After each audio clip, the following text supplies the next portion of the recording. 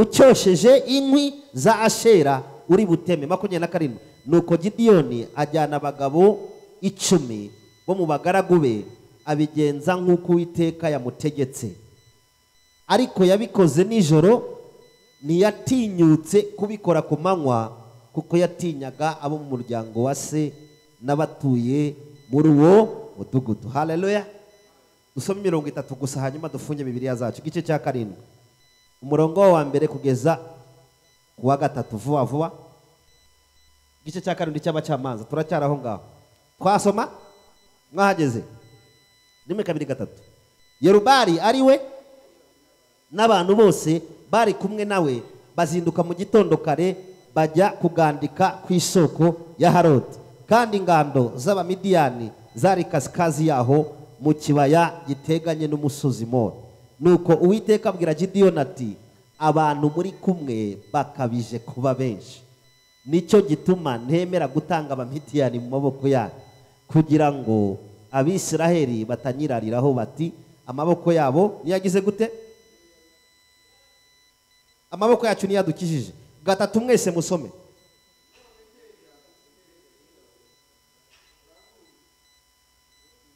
Utinya wese umunyabwoba muri mwe agahinda umushitsi nave ku musozi Gileyadi atahe.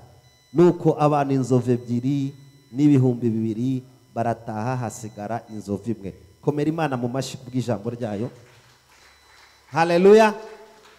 Ubushize nababwiye ikintu gikomeye ku bantu twari nababwiye ko hari ahantu ujya gusenga muri church ugasanga barakubaza bati byagenze bite, ati byari fire. Murabyibuka abo twari turi kumwe, ati byari umuriro, byari bikaze. Ese wiziki? Ati we byari bikomeye. Ariko ugasanga nta point na fact. Ina mpamvu ni byiza ko muzajya musoma ijambo. Haleluya. Ukamenya ijambo wasomye, hanyuma bandika mukandika n'ubusobanuro. N'abafite computer mu mutwe no mu mutima nta kibazo, namwe mugasevinga hariya. Haleluya. Ariko byibuze nuvuge ngo hari fire. Haleluya. Ya nagira ngo mbabwire ijambo rivuga ngo ubutsinzi buva mu gukorera Imana. Victory that comes by serving the Lord. Abantu benshi barashaka kubona intsinzi, ariko ntibaramenya gukorana n'Imana, kugendana n'Imana. Gukorera Imana ni inshingano ya buri muri Kristo wese. Turareba inkuru y'Abisiraheli twatangiye dusoma hano, kuko barahingaga bakeza amasaka, bakeza iki, uko umwaka utashe bagera igihe cyo gusarura, niho twatangiye dusoma. Abamidiyani bakaza, uko twasomye umurongo wa 3 w'igice cya 6. Kandi Abisiraheli barangizaga kubiba, Abamidiyani bakazamuka n'Abameleki n'Abiburasirazuba bakagandika ku isarura ryabo, bakabatwara ibintu byose ntibasigire na ruminji. Uzi ruminji cyari cyo murabizi? Nukuvuga ngo nta nakantu gato wabasigiraga. Nagira ngo mbatangarize ngo hari imyuka ibigwanya isarura ryabo. Allo, uvuge ngo harvest. Hagira umuntu uvuga ngo my harvest. Vuga ngo isarura ryanjye. Buri gihe hari umwuka ukora nk'uw'Abamidiyani n'uw'Abameleki, ugakora wamara kubaka ibintu bikomeye. Aba bantu ngo barahingaga, ariko ibaze nawe guhinga ukuntu bivuna. Ibaze umurima wonyine kuzawutunganya, ukazashiramo ifumbire, ukabiba imbuto zawe, ukanategereza, ukajya unuhira yewe. Bagera igihe cyo gusarura, abandi bakaza bati ibyo mwaruhiye tugiye kubirya, ngo ibyo mwubatse tugiye kubituramo. Bakabanyaga. None Abisiraheli bageraho baracanganyikirwa, baravuga ngo Mana tuzahora turuhira ubusa. Baratakamba, batangira kwinginga Imana. Haleluya. Uyu munsi ndizera ntashidikanya yuko imbaraga zigwanye ibya Imana igiye kuzikubita hasi. Niba ari we nagira ngo uvuge ngo amina cyane.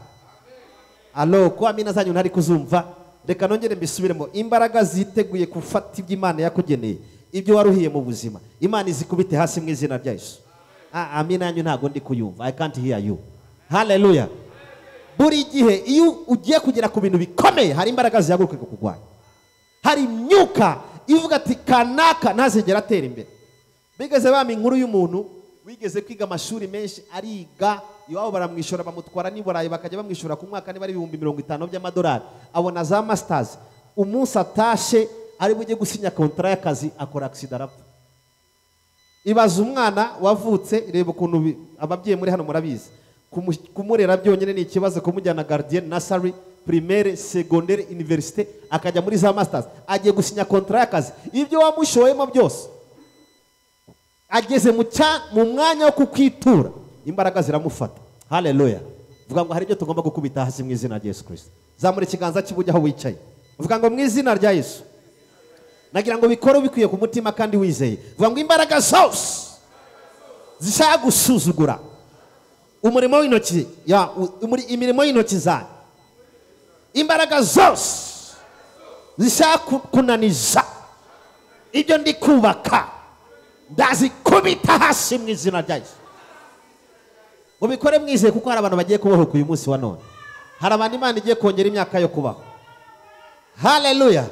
Ongera uzamura ikiganza cy'iburyo, vuga ngo mu izina rya Yesu Kristo, imyuka y'Abamidiya, imyuka y'Abameleki ikubita hasi isarura, inaniza ubwenge bw'abantu, inaniza iyerekwa ry'abantu ku buzima bwanjye, ndakuvuma. Fata akanya uyivume, vuma iyo myuka mu izina rya Yesu. Turakuvuma wambaraga wica abantu igihe kitaragera, wambaraga ukenyura abantu, wambaraga wambura abantu iby'Imana yabageneye, turagukubita hasi mu izina rya Yesu Kristo. Niba ubyizeye komera Imana amashyi.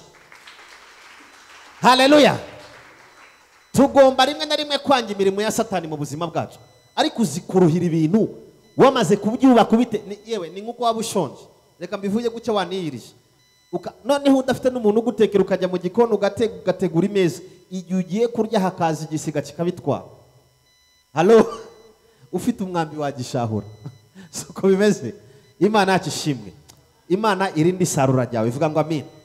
Imana irinde imirimo y'intoki zawe, Imana irinde abana banyu, Imana irinde abagabo banyu, Imana irinde abana banyu, Imana irinde inzu uri kubaka, proje ufite, Imana ibishinganishe mu izina rya Yesu. Mujye muvuga ngo amen. Ariko amina ni ukuvuga ngo bibe bityo. Siko bimeze bene data. Ariko hari ikintu Abisiraheli bakoze, ngo batangiye gutakira Imana, avuga ngo imbaraga zo kwinginga byarabayobeye, baravuga ngo hano nta kindi kintu twakora, ngo batangira gutakira Imana, barataka barasenga. Vuga ngo amasengesho yo gutaka. Haleluya. Buriya amasengesho arimo protokole nyinshi, rimwe na rimwe ntabwo hagurutse Imana. Vuga ngo protokole. Buriya Hana kugira ngo atabarwe, uzi ko yasenza asigara niha, aho kantu murakumva. Ariko kugeza ubwo umutambyi Eli yamwitegereje agati, wa mudamu we ntabwo ari ugusenga gusa wasinze, ahubwo wanyweye vino, wanyweye uganda waragi, cyangwa se sinzi icyo wanyweye. Umudamu yarasengaga bivaho ibyo gusenga avuga amagambo, umudamu asigara asenga niha. Vuga ngo kuniha. Noneho Eli amubonye aravuga uri umusinzi uzapfana. Baravuga ati ntago nasinze, ukuntu ndeba niha nagahinda mfite, nibikomere natewe n'ubuzima. Erega impamvu abantu batumva uburyo dusenga nuko batazi ibibazo twaciyemo. Nongere ngasubiremo, sometimes people don't understand your praying style because they don't know the problems you are going through. Hari igihe abantu batamenya impamvu ushima Imana, ntibamenye impamvu wuzuza, ariko ni wowe uyizi di. Hari ibintu biba bigushima hano. Haleluya. Urumva umutambyi yaramwitegaye, ariko uyu ni umusinzi, uyu ni umwibone, ese niwe wuzuzwa wenyine. Impamvu nta yindi nuko ibyo Ana yacagamo atabicagamo. Haleluya. Ariko ndashima Imana ko ituzi, ndashima Imana ko izi ibyo ducamo, ndashima Imana ko izi intambara zacu.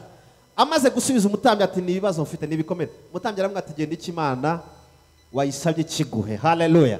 Abantu baje gusenga uyu munsi, reka niba abantu bafite ibyifuzo imbere y'Imana, lift up your hands. Ufite icyo ushaka Imana igukorera. Hari bahana bari hano, hari abantu bari gutakira Imana, Imana ibiguhe mu izina rya Yesu Kristo. Haleluya. Pastor, nkunda kubwira abantu kenshi, ntago umwana wa Ana yari mu nda ya Ana. Haleluya. Nta nubwo yari mu bugabo bwa Elukana, bari bamanye imyaka myinshi cyane baranze, ahubwo yari mu kanwa k'umutambyi. Vuga ngo akanwa k'umutambyi. Era akimara kuvuga imbuto yarinje. Haleluya. Burya hari abantu Imana yasigiye kugira ngo ubone igisubizo cy'ubuzima bwawe. Amen. Nanjye ndizeye ntashidikanya uyu munsi ko Imana yasize kugira ngo mpagarare mvugane n'ubuzima bwawe. Abisirayeli bamaze gutaka no gusenga ngo Imana ibohereze umuhanuzi. Haleluya. Haleluya. Naje hano kuko hari abantu bamaze imisi basenga Imana. Ubwira ngo hari ubutabazi ku buzima bwawe. Abantu bakeneye ubutabazi nibagire gutya, nibavuge ngo turahari.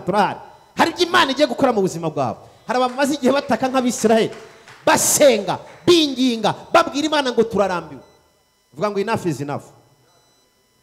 Barasengaga bavuga ngo Mana turarambiwe, Mana ibyo twaruhiye aba bantu barabirangiza, Mana proje zayo Mana birakomeye. Uko bakomeje gutaka basenga Imana, Imana igusukiye umuko wo kwinginga mu izina rya Yesu. Sinzi umuntu ndi kuvugana nawe hano hano, Imana igusukiye imbaraga zo kwinginga. Umva nkubwire, umuntu utakurusha gusenga ntakagutera ubwoba. Haleluya. Imana yacu ishimwe cyane. Babarushije amagare, haleluya.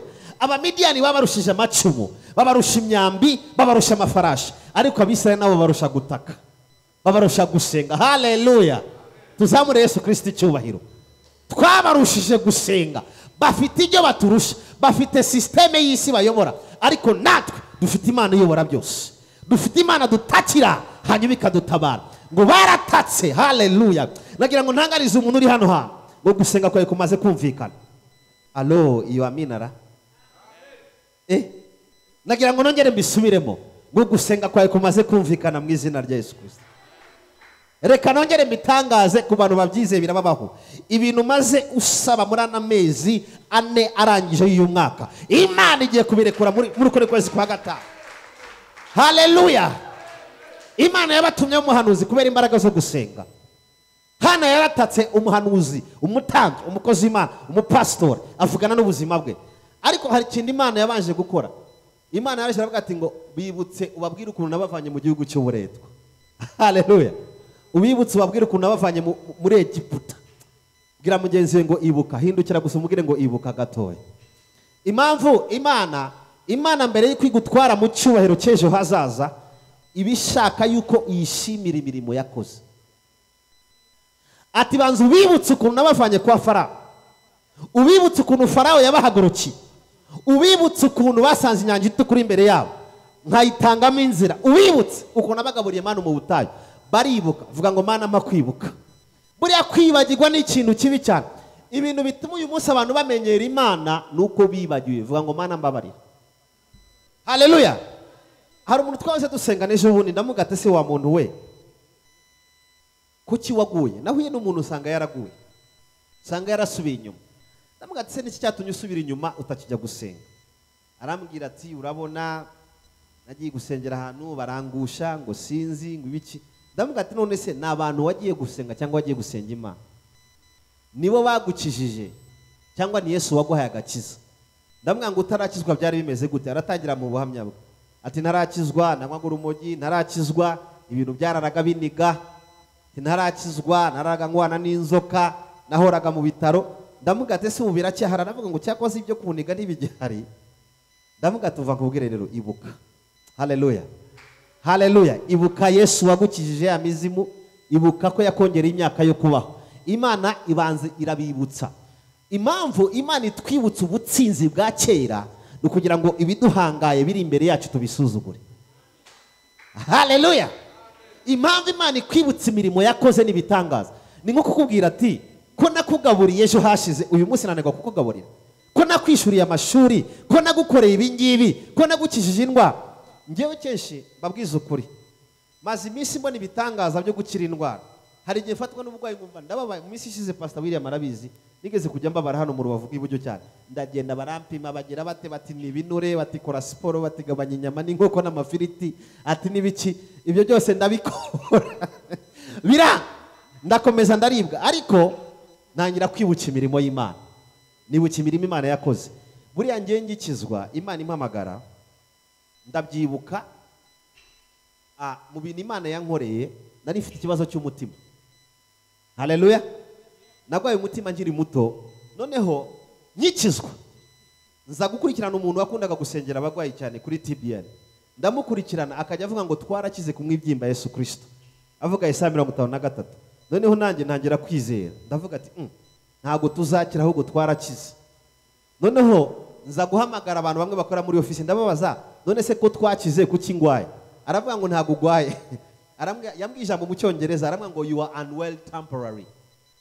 Hello, ngo umerewe n'abakanya gato ariko ntago ugwaye. Ati kuko nuvuga ngo uragwaye urabusuzuguye Yesaya 53. Haleluya. Igihano kiduhesha amahoro cyari kuri we, yikoreye nimba zacu. Haleluya. kandi kubw'imibyimba twagize gute ntago tuzakira, nta nubwo turi gukira ahubwo twarakize. Ndamubwira none se kugira ngo ibintu bindekure biragenda gute? Arambwira ngo rero Satani yibesha adresse, iyo identite ntago ari yawe. Haleluya. Ati iyo identite ntago ari yawe, ahubwo we mubwiye ko wahinduye adresse, ntago ugira Kayondo Jean Paul wa kera. Haleluya.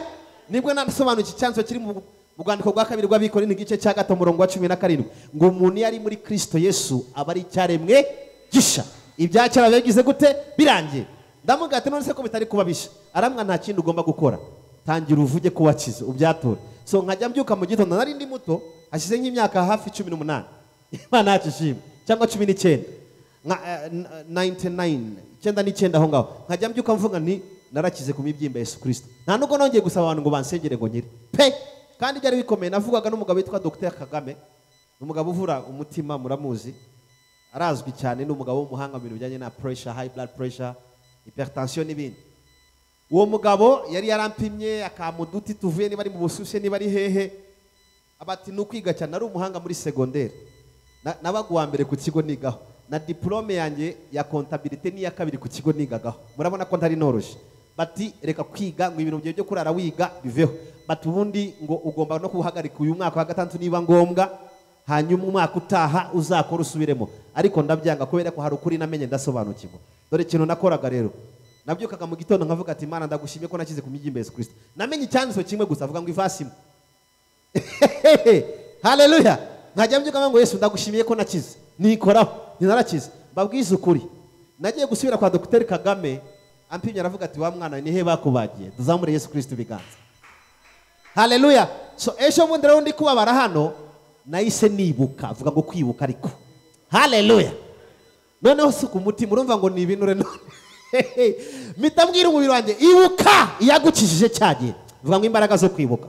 Umuhanuzi ntabwo yaje babwira ngo Imana ibikuyeho, yarabanje aravuga ati nimwibuke Imana yabakuye mu buretwa, ibuka Imana yagutabaye cyagiye.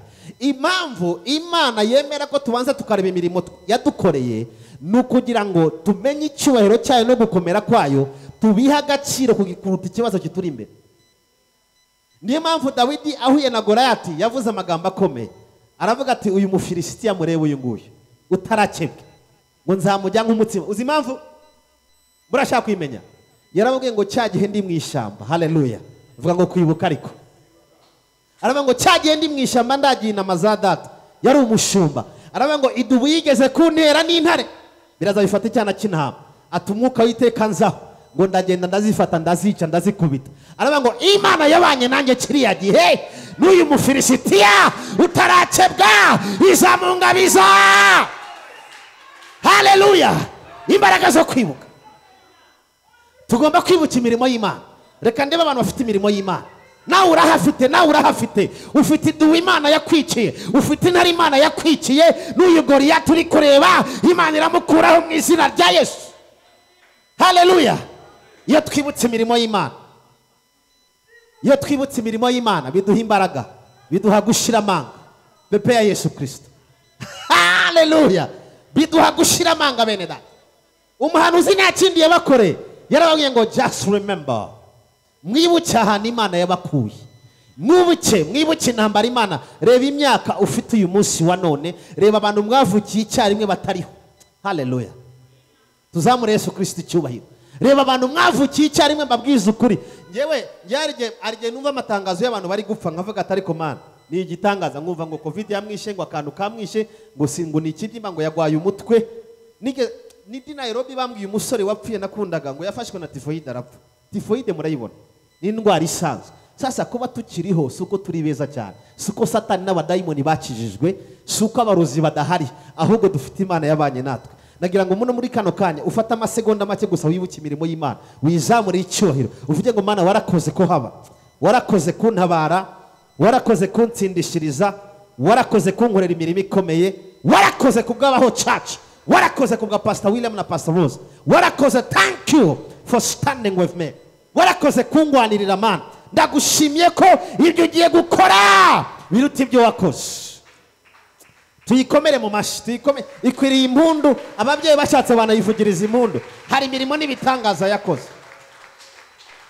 Dore cyabaye rero ku murongo wa 11, marayika w'Uwiteka, turacyari mu bacamanza gatandatu, araza yicara munsi y'igiti cy'umwera. Umuhungu witwa Gideyoni yasekuraga ingano mu muvure bengeragamo, azisha Abamidiyani. Uzi ko ari igihe ukorera mu bwihisho? Halo, vuga ngo mu bwihisho. Amen. Yasekuraga ingano. Impamvu kuko urumva hari abantu bari bihaga ututari utwabo. Ntimwahisomeye se? Barazaga bakabanyaga. Ntimwahisomeye? Uko bezaga imyaka yabo barazaga bakabanyaga. Uyu mugabo akavuga ati rero abantu amaze kumenya tekinike yabo, baraza bakatunyaga, nanjye nzajya mbikora mu bwihisho. Reka mbabwire ijambo rimwe. Mu Cyongereza baravuga ngo when you build in silent, people will not know what to destroy. Iyo wubatse bucece ntabwo abantu bamenya ibyo basenya. Halo, vuga ngo mu bwihisho. Imana iguha ubwenge. Haleluya. Ntabwo ibintu byose tugomba kubivuga. Haleluya. Akajya bikora mu bwihisho. Imana ivugana nawe. 12. Marayika w'Uwiteka aramubonekera, aramubwira ati Uwiteka ari kumwe nawe, wa munyembaraga we ugira ubutware. Gideyoni aramusubiza ati mutware, niba Uwiteka ari kumwe natwe, niki gituma ibyo byose bitubaho? Haleluya. Imana nubwo ihari ntabwo bizatuma udaca mu bikomeye. Uyu mugabo Imana aramubwiye ngo uri umutware kandi uri umunyembaraga, arireba ati nanjye njyewe sa kintu, njye ntacyo ufite, njyewe wakubiswe, njyewe covid yateye ubwoba. Imana aramubwiye ngo ariko Uwiteka ari kumwe natwe, uri umunyembaraga. Reka mbatangarize ikintu kimwe, ibibazo ntabwo ari itangaza yuko Imana idahari. Haleluya. Ahubwo ibibazo it is the public proclamation. Biba byamamaza yuko muri wowe ufite solution. Nongere mbisubiremo. Biba bigaragaza ko muri wowe harimo igisubizo. Imana yacu ishimwe cyane. Umuntu umwe yaravuze ngo nigeze gusaba Imana imbaraga, nyisabye imbaraga izana ibibazo byinshi kugira ngo bibere igisubizo. Haleluya. Dore uyu mugabo ukuntu Imana yavuganye nawe. Uwiteka yakomeje kuvugana na Gideyoni. Mu by'ukuri nagira ngo ngutangarize ngo Imana ihitamo abantu badafite agaciro. Yari bucura, yari mu muryango udafite agaciro. Umuntu wa nyuma yumva ko kwa Manasiyo nta n'ikintu kihava gikomeye. Ariko dore ikintu gitangaje, Imana amubwiye ngo genda uko imbaraga ze zigize gute zingana. Haleluya. Imana imubwira ibintu bikomeye izakora, imubwira ukuntu ari igiye gukoresha ngo akize. Nagira ngo simbuke kubera umwanya. Imubwira ukuntu igiye kumukoresha ibintu bikomeye akazakiza Abisirayeli amaboko y'Abamidiyani n'Abameleki. Hari umuntu Imana igiye gutoranya hano hantu. Niba ari we nagira ngo uvuge ngo I'm there, I'm here. Halo, hari ibisubizo Imana igiye kuzana mu muryango wawe biciye muri wowe. Imana yagiye kuri wa wundi w'umunyantege nke. Imana yacu ishimwe cyane. Imana iramutoranya, imutoranya ukuri. Umva ntabwo irabanura ku butoni. Baravuga ngo God does not call for the qualified people. Ntabwo Imana ihamagara abantu batunganyijwe cyane cyangwa se beza cyane. Ahubwo Imana itunganya abantu yahamagaye. Haleluya. He perfect whom he calls. Imana yacu ishimwe cyane. Dore kintu Imana yakoreye Gideyoni rero. Imana imaze kumubwira imirimo izamukorera. Dore kintu Gideyoni yakoze, yaravuze ngo niba ari wowe wavuganye nanjye hano hantu. Haleluya. Yabwiye Imana ngo hagume ngende nkuzanire ituro. Uzamura ibiganza. Pepere Yesu. Pastor William, aya magambo yarantangaje. Imana ivuganye n'umugabo. Rero njya nangara cyane iyo numva abantu bavuga ngo ubuntu, ngo amaturo, ngo ibyacumi. Uyu mugabo nta mupastori wamubwiye gutura. Haleluya. Suko bimeze bene data, nimwayishomeye. Ahubwo ngo Imana imaze kumuha amasezerano akomeye, yabwiye marayika ati ndakwinginze kugira ngo menye ko ari Uwiteka yavuganiye nanjye hano hantu. Nagira ngo hano hantu uhagume uhatinde. Bwira Imana ngo guma hano hantu. Hatinde ngende nkuzanire igitambo. Ngo aragenda azana igitambo. Haleluya. Imana yacu ishimwe cyane. Uyu no muntu wayishuriwe yuko igihe cyose Imana ikuvuze ibintu bikomeye, iryo jambo, ayo masezerano ugomba gukorana nayo igihango. Muranyumva neza? Abantu twasomye ijambo ry'Imana murahari. Abwira Imana ati ndabyumva ibyo wambwiye byose, ariko kugira ngo menye yuko uri Imana, guma hano ngende nzana igitambo. Imana yacu ishimwe cyane. Mu bintu Imana yari yamubwiye ko igiye kumuha ubutsinzi bakubita Abamidiyani.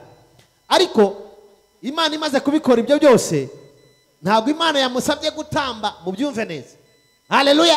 Ubwe yavuze ngo Mana ndahishuriwe, ibi bintu uvuze ubure tugiye kudukuramo, izi ntambaro ugiye kudukuramo ngiye kubiba muri iri jambo. Haleluya, Imana yacu ishimwe cyane. Ejo bundi umuntu umwe yarambwiye ati ariko pastor ngo urantangaza, twari turi ahantu dusenga, umuntu umwe yigeze kujya hanze azanira isaha ihenze cyane iri hafi $2,000 noneho ayinzaniye yarayivanye Dubai. Mura n'umugabo w'Imana avuga imbaraga z'Imana, azivuze ndisaka asanga nta mafaranga afite, arambwira ati Imana izagukoresha, avuga ibintu bikomeye ako kanya kubera ko nasomye aya magambo ya Gideon. Haleluya, Imana yacu ishimwe. Ukuntu Imana yavuganye nawe ngo ahita abwira Imana ati guma hano, nahise nikura isaha umugabo agira ubwoba. Imana yacu ishimwe cyane.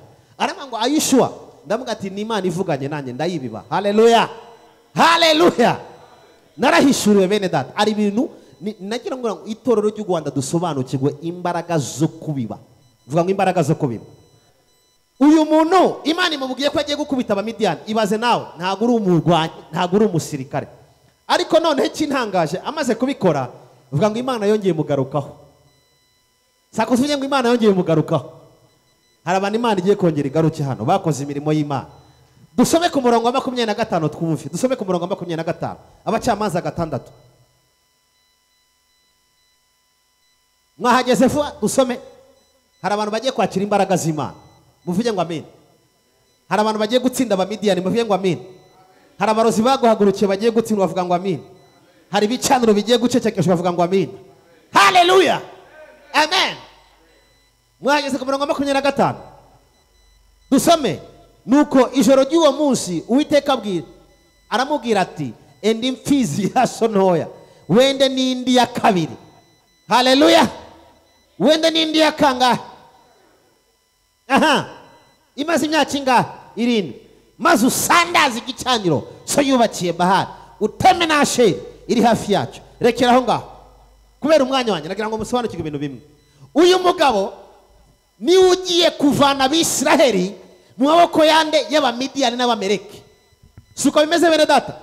Si twasomye mu gice cya 6 umurongo wa 3 ukuntu bajyaga bahinga bamara kweza Abamidiyani bakaza bagatwara isarura ryabo. Imana iramubwira ati rero ngiye gutuma ubataka ukabanesha. Hagira umuntu uvuga ngo ngiye kunesha mu izina rya Yesu Kristo. Sinzi imbaraga zahagurukiye abantu biwanyu ugiye kuzinesha mu izina rya Yesu. Niba iwanyu batarama wowe uzarama kuko hari ibyo ugiye gutsinda. Niba iwanyu badakomera wowe uzakomera kuko hari ibyo ugiye gutsinda. Niba iwanyu ntabwo abantu bakira ngo batere imbere wowe uzakira utere imbere kuko ugiye gutsinda Abamidiyani. Ugiye gutsinda ibyatsinze papa wawe, ibyatsinze mama wawe. Sakuriza Imana uvuge ngo nakiriye ubutsinzi. Dore ikintu cyabaye rero, Imana yongera igira gute? Mugarukaho. Igira gute? Ubwa mbere Imana ntiyavuganye nawe se? Si yakoranye igihango n'amavuta? Si yabibye nta muntu bimubwiye? Imana iraza noneho Pastor John iramubwira ati Gideon, ubwa mbere mvugana nawe nkubwira ko uzakubita Abamidiyani, hari icyo wakoze, wankoze ku mutima, wampaye ituro ndanezerwa. Noneho ngewe hari icyo ngusaba gukora. Haleluya. Uvuga ngo hari amoko abiri yo gutanga. Ubwoko bwa mbere bwo kubiba ni igihe ubiba ubihishuriwe n'umwuka w'Imana ukorimo. Akomera kumvise. Ubihishuriwe n'iki? Cyagiye ntangiriye ya saha yanjye ngewe nta muntu wabimbwiye, ndi umwuka wabimishuriye. Ariko hari indi level ugeraho Imana ikaba yaca mu mugaragu wayo akavugana nawe. Imana none ikaguha condition. Ubwa kabiri uvuga ngo byari condition. Ubwa kabiri aziramubwira ati noneho Gideon, ubu ngubu genda ufate ikimasa cyaso. Nurangiza ufate n'ikindi cya kabiri. Ariko muzimamvu Imana itabisabye papa wa Gideon. Murashaka kubimenya? Nafujeho. Impamvu Imana itabisabye papa wa Gideon yabonaga adafite umwuka wo kubiba. Muzi ko abantu bagira uwo mwuka ariko. Halo? Imana iravuga ngo Gideon, nubwo ari ijya papa wawe, genda bari ubifatamo. Muranyumva neza? Ati fatamo ikimasa cyaso. Nurangiza ufate n'ikindi cya kabiri kimaze imyaka 7. Ngo ubitambire Uwiteka utemagura igicaniro cya Asheri. Urabanza ukirimbure, ugisenyagure, ugihindura ubusa, ugihindura umuyonga. Imana yacu ishimwe cyane. Hanyuma ngo numara kugihindura ubusa ngo zangwize igicaniro kibigirwamana byaso. Uzifate, ufate ikimasa cye cya mbere, ufate n'ikimasa cya kabiri, ngo uzubintambire. Numara kubikora uzabone gutera Abamidiyani. Haleluya, haleluya. Nagira mabwire ngo hari intambara zimwe tudashobora kunesha tutarubaka Uwiteka igicaniro. ako kantu murakumvise? Nongere ngasubiremo. Hari intambara zimwe na zimwe ikibazo cyacu turashaka kwataka abamidiyani tutarasenya ibicaniro. Buriya iyo Gideon agenda atarubakira Uwiteka igicaniro, muzi byari kugenda. Igicaniro cyase cyari kumuvugaho amagambo mabi, abamidiyani bakamutsinda. Imana iramubwira ngo banza ugikubite hasi, ukinetralize, hanyuma utambire Uwiteka. Buriya igicaniro kivangwaho n'ikindi gicaniro. Nongere ngasubiremo kano kantu. Vanga igicaniro kivangwaho n'ikindi gicaniro. Haleluya. Hari imiryango igira ibicaniro byo gukenyuka. Ibi mu byemere, ngewe mu myaka hafi 17 maze nkorera Imana, nigeze gusengera abantu ndabyibuka 2006 zagisenye iyo ngiyo. Ndumirwa, umudamu yaraje aranakira. Arambwira ati se wa mwana we ko bambwiye gusengera abantu, ati Imana igakora. Arambwira ati mfite ikibazo kiri mu rugo iwanjye. Umuhungu wa mbere yanjye yapfuye yishwe na kanseri, kandi yapfuye adakoze ubukwe, yari afite imyaka 48. Arambwira ngo wa kabiri, ubwo ibaza umuntu wapfuye adafite n'akana ngo asize inyuma, afite 48 years. Uwa kabiri arafatwa nawe apfa, yarabyaye adakoze ubukwe, ariko kandi ntabwo yabyaye rimwe, yabyaye nk'abana 4 ku bagabo batandukanye. W'umudamu nawe yishwa na kanseri, vuga ngo kanseri. Muri iyo famiye hari igicaniro gikenyura abantu bagapfa, nanone gituma abantu batubaka ngo bakore ubukwe. Muranyumva neza? Icyantangaje, uwo mama yaje gupfa nawe, uwo mubyeyi w'umukecuru, ariko yapfuye ntariri hano, numvise amateka. Ikisha abana be niwe kishe. Uranyumva kono kantu? None abasigaye aho naziye turabonana, nababwiye mwumve neza. Grand frère wa mbere yishwe na kanseri, grande sœur kanseri, nimukizwe. Mama wanyu kanseri, nimudakizwa iki gicaniro kizabamara. Vuga ngo Mana, hari ibicaniro tugiye gukubita hasi. Muranyumva neza? Hari imiryango igira ibicaniro by'ubukene, ibicaniro bigafata umuryango, wazamuka n'ugiye gukira igicaniro kikamusubiza hasi. Imana iragenda ivuga na Gideon. Uzi ko hari n'imiryango igira kurogwa gusa. Vuga ngo kurogwa. Ngo baramuroze, ati papa baramuroze. Nagiye Nairobi ndaseka, sanga umugabo ukomeye, umugabo yigeze kudusetsa, arabwiriza avuga imbaraga z'Imana. Aravuga ngo ikintu cyatumye mbu murakare, ati nuko umwuka wafashe papa wari ugiye kumfataho, ni wamfata urasimbuka ufata ku mwana wanjye, kuko wasanze mpagaze neza. Uwo mugabo papa yishe yiyahuye, yapfuye yiyahuye. None uwo mugabo abimenye arakizwa, atangira gukorera Imana. Uwo mwuka ushaka kumuzaho, akajya agira agahinda, akagira depression, akumva yakubita umutwe ku rukuta. Ariko dore ikintu cyabaye, kubera imbaraga zo gusenga no gukorera Imana no kubiba cyane mu nzu y'Imana, uwo mwuka ntiwamufataho, ahubwo uragenda usimbuka ufata umuhungu we w'umusinzi, abari we wiyahura. Abawugera gute? Abawugera gute? Nagira ngo ubwire ngo imyuka udahagaritse uyu munsi ejo izaguhagarika. Mwongere mwumve neza. Muranyumva neza bene data? Igicaniro udacecekesha uyu munsi ejo kizakucecekesha. Halo? Nagira ngo dusenge inota nk'itatu, hari tugiye gukubita hasi. Muri tari gusenga? Are you ready? Oh my God, are you ready worship team? Muriteguye hakurya bene data? Hari ibicaniro ugiye gukubita hasi, hari imbaraga tugomba gucecekesha. Vuga ngo Mana, hari ibicaniro bigomba guceceka uyu munsi wa none. Mbabwiza ukuri, nge nararakaye, ndarakara, ndavuga ngo hari ibyo ngomba gucecekesha mu izina rya Yesu Kristo. Haleluya. Amen. Hari ibicaniro iyo utabirakariye birakurakarira bikakurangiza. Hari amahame nize, hari ibintu tugomba gusenyagura. Ntago tubisenyaguza gusa amagambo no kwiyiriza ubusa.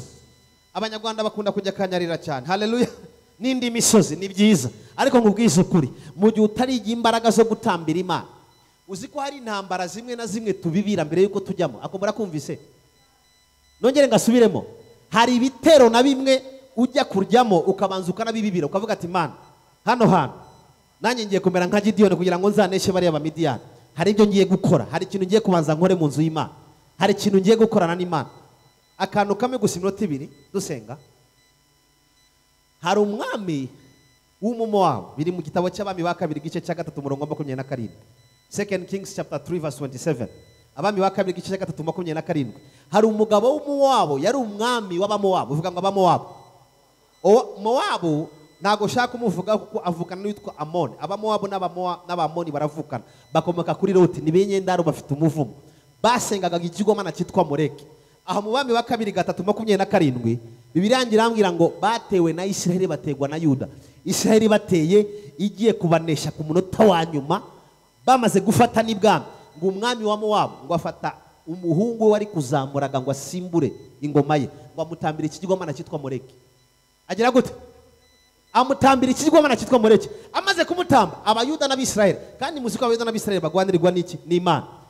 Ngo babone amaze gutamba umwana ku rukuta, ngo bagira ubwoba, basubira inyuma. Vuga ngo basubira inyuma. Vuga ngo basubira inyuma. Hari mu rugamba basubira inyuma, barahunga. Noneho uwo mwami w'Umumowabu kubera ubujiji agira ngo n'imbaraga ze zabimuteye, abwira abantu ati Imana ya Mowabu, Imana ya Moleki yaduhaye ubutsinzi ku Mana ya Isirayeli. Ariko ntabwo ari ubimeze. Muri teolojiya, ko ndi umuteolojiya nagiriye ubuntu bwo kwiga teolojiya, baratubwiye ngo ahubwo Imana yubaha protocol. Vuga ngo protocol. Imana y'ijuru yarebye ukuntu atambye ari desperate, cyangwa se avuga ngo nta kindi cyantabara, nta kindi cyangiza, reka ntambire iki kigirwamana cyane. Imana ya Isirayeli ikura imbaraga ku Bisirayeli, baratsindwa bagira ubwoba kubera ko yubaha imbaraga z'igitambo. Vuga ngo imbaraga z'igitambo. Mu yandi magambo, ubwo rugamba yarutsinze because of the sacrifice. Vuga ngo imbaraga z'igitambo. Hari intambara zimwe na zimwe tubibiramo, muranyumva neza? Muri cyo ngo there are some battles you have to sow into them. Nje nagwanye intambara nyinshi, mbabwiza uko mundeba hano, ntago nsenga cyane kurusha abantu benshi pe. Haleluya, amina. Ntago nsenga kurusha abakozi Imana, abaprofeta, abapastora, abaki basa nkaho Imana ihamagaye. Ariko mbabwiza ukuri, ubuzima mbamo benshi bajya babucanganyikirwaho. Haleluya. Hari abantu bazi ko nkora nko muri banki. Haleluya, Imana yacu ishimwe cyane. Muri quartier aho nibajyamba, ariko ngukorana ni NGO. Hari ujye umbwira ati ejo nasanye n'abantu breakfast ahantu, barambwa ati ariko tubaza ubundi ho ukora business iki? Ndavuga ati nge nasobanukiwe ijuru. Haleluya, nasobanukiwe uko mumbona hano banyita papa bitambo. Imana yacu ishimwe cyane. Iyo ngiye kugira ikintu, nari ngiye gukora ubukwe, nababwiye ukuntu nabibye. Abari bari hano ejo bundi kwa gatanu, nakoze ubukwe bufite budget y'ibihumbi 6 by'idolari muri covid, kandi byarabonetse. Komera Imana amashyi. Haleluya. Barambwiraga ati Jean Paul ngo rekeraho uzabukore mu kwa gatanu, ngo ubu nta mafaranga abantu bafite. Reka nkubwire, Imana ntabwo ikorana mu bihe n'ibihe. Ibihe ntabwo ari byo bishoboza Imana, ahubwo ibihe byose Imana ibikoreramo mu gihe wisobanukiwe. Haleluya, haleluya. Gideon amaze gutambira Imana, nta kindi cyabaye. Imana amwe ngo ataka noneho batere. Gira mugeze ngo ntukajye upfa gutera, hindukira gusa umbwire ngo ntukajye upfa gutera ibitero bimwe na bimwe. Haleluya. Yarabanje agira icyo akora, aravuga ngo Mana noneho nanjye ngiye kwataka. Dore ikintu cyabaye rero, ngo yagezeyo yakubise Abamidiyane kugeza ubwo bagize banasubiranamo. Noneho anajyanye na group. Imana amwe ngo ufite igitero cy'abantu benshi, wowe ufite abantu benshi, n'inkukiza uragira ngo n'abantu benshi ufite. Imana ishimwe ko abantu batuvuyeho. Haleluya, kugira ngo tutazabirata, tuzavuge gukomera kw'Imana. Imana amwe ngo you have a big number, ufite abantu benshi wowe Gideon. Nje wewe wamaze gukorana igihango n'amavuta, nta kindi usigaje, kubita hasi abantu b'abanyabwoba. Bavuga ngo abanyabwoba. Muri 2021 Imana igutandukanye n'abanyabwoba mu izina rya Yesu, igutandukanye n'abashidikanya, igutandukanye n'abatemera iyerekwa ry'Imana mu buzima bwawe. Dore ikintu cyabaye rero, abantu bake yasigaranye nabo bataranagwana. Abamidiyani bagize inzozi. Vuga ngo bagize inzozi. Duhaguruke gato, duhaguruke, ndikumva hari ikintu Imana igiye gukora. Haleluya. Vuga ngo bagize inzozi. Bagize iki? Ngo barota umutsima, ngo uva kwa Gideon ngo wibirandura, ngo uragenda usenya amahema yabo.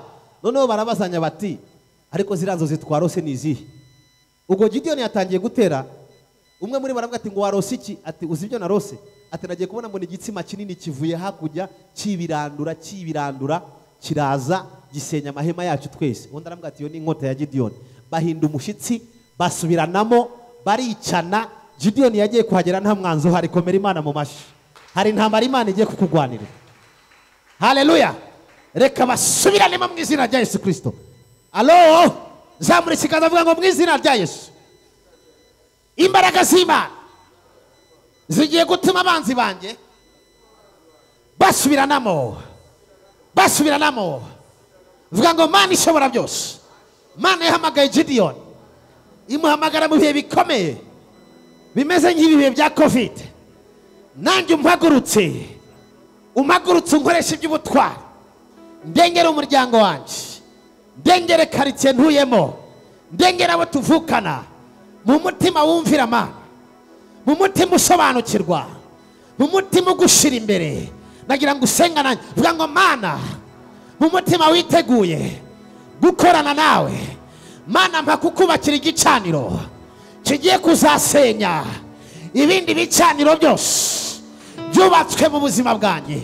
Mana mpa kukubakira igicaniro kigiye kuzasenya ibicaniro by'indwara, ibicaniro byo gukenyuka, ibicaniro by'amarozi, ibicaniro by'uburetwa, ibicaniro by'akarengane, ibicaniro byo gufungwa, ibicaniro byo gukenyuka.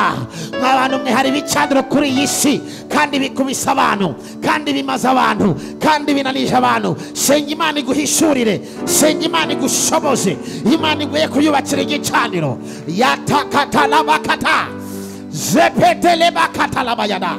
Mana turi hano hantu, turi muri Baho Church, twaje hano hantu twumvise ijambo ryawe. Tugomba guhaguruka nka Gideyoni, uko imbaraga zacu zingana, tugahaguruka uko amashuri yacu angana, tugahaguruka Mana ukadukoresha iby'ubutwa.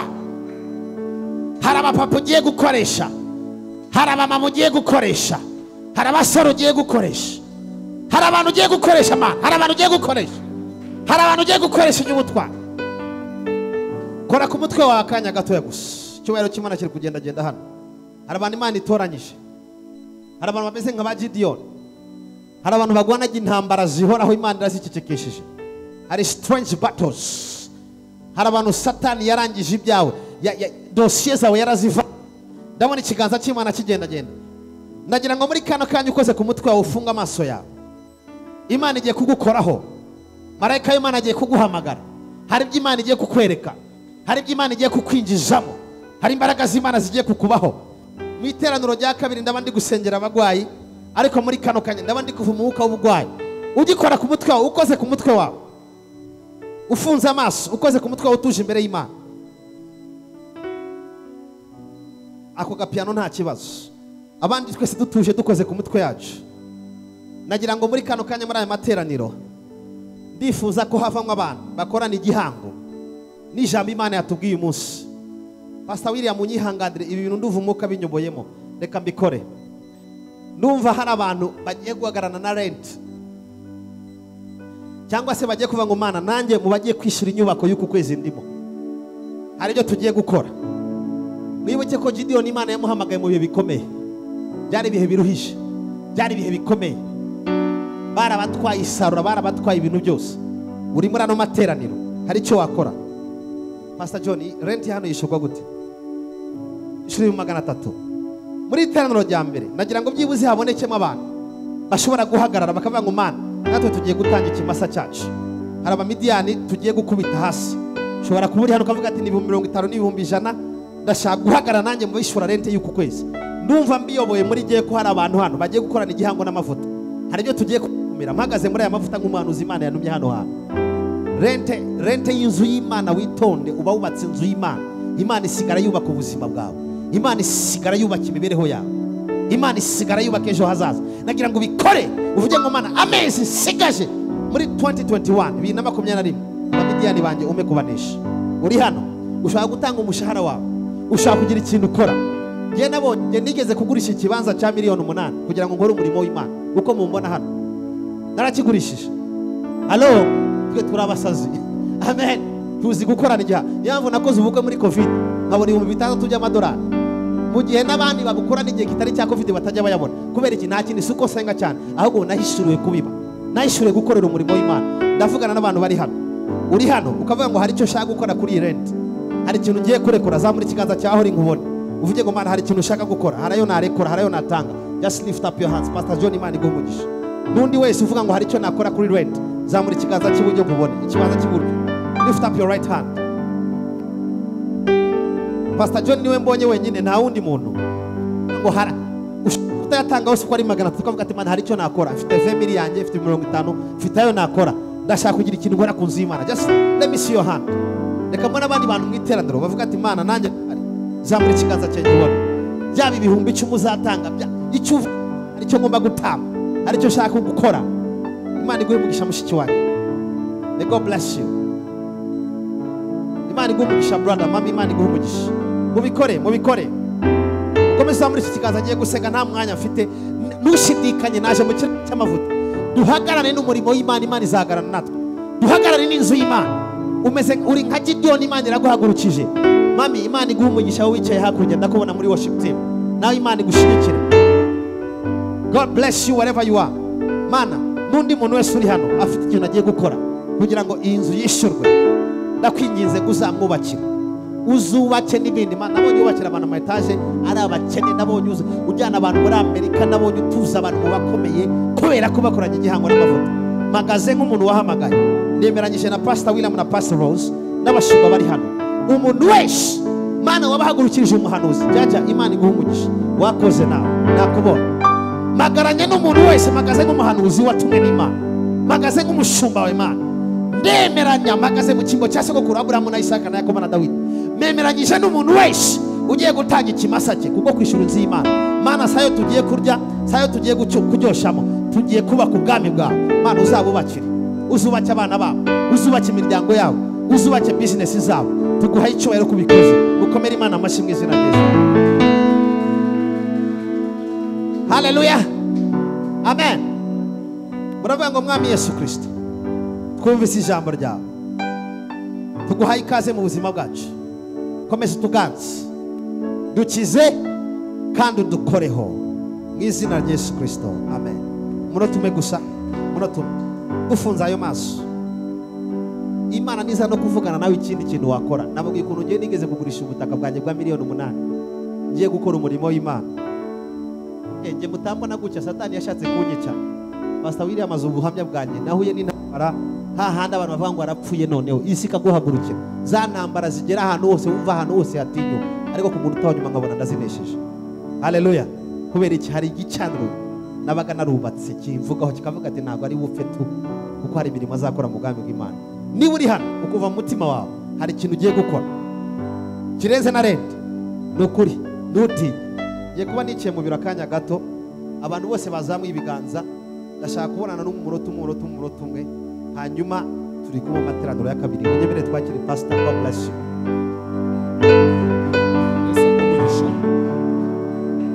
Kadushima Imana ku bwa Pastor Paul, Imana umugisha. Turashoje amateraniro yacu, andaratangira saa 5. Kadusenga. Mwami Yesu, turagushima kubw'aka kanya keza uduhaye, tukurisha ijambo ryawe, kandi ijambo ryawe ni ubuzima muri twe. Tugushimiye kubw'umukozi wawe, tumusabiye umugisha, umugirire neza. Tukweretse amateraniro agiye gukurikira mu kanya saa 5. Mwami, uvugane n'imitima yacu. Abantu bawe bataha bagenda mu nzira zitandukanye, ubane nabo, kandi n'abandi baza Mwami Yesu bazana amahoro. Icyubahiro ni icyawe, ni mu izina rya Yesu, amen. Imana ibahe umugisha, musuhuzanye mudahoberanye, turushaho kwambara agapfukamunwa neza, twirinda COVID-19. Yesu abahe umugisha.